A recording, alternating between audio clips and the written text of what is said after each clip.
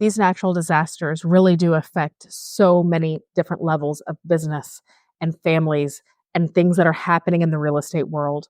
So, here on Recharging with Champions, for your daily jumpstart this week, every day, we are going to give tips and aid and help enlighten people that might have been in the middle of buying, selling, or even refinancing their home. And then now they're in a FEMA disaster area. There are so many of those now from Florida all the way up to Ohio and Indiana and everywhere in between.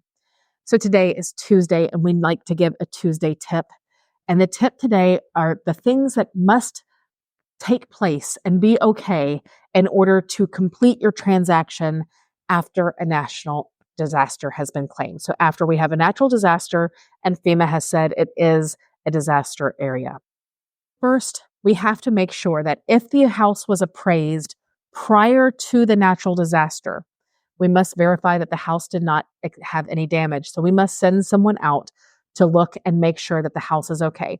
Most of the time, this is going to be the appraiser. Some loan programs require it to be an appraiser, but it does have to be re-verified, and we have to attest as a lender that we made sure that the property was not affected by the natural disaster.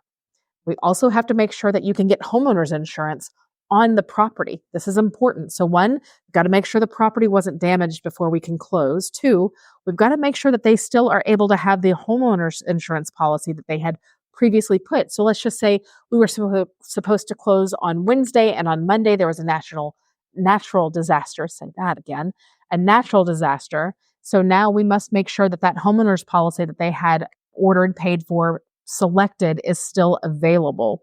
A lot of times when there's a FEMA area and a natural disaster, homeowners insurance kind of goes on hold until things get settled and get taken care of. The third thing, and this is an important thing, is that the courthouses must be open in the county that you are buying in so that your mortgage can be recorded. So you cannot transfer and purchase a home if the courthouses are closed. So even if your house has been deemed fair and safe and no problems, it wasn't affected directly, thank goodness. Two, your homeowner's insurance is able to move forward. Three, we have to have a courthouse that has power. We have to have a courthouse that is open. So I have seen this take weeks to reopen. So sometimes that can really delay those closings.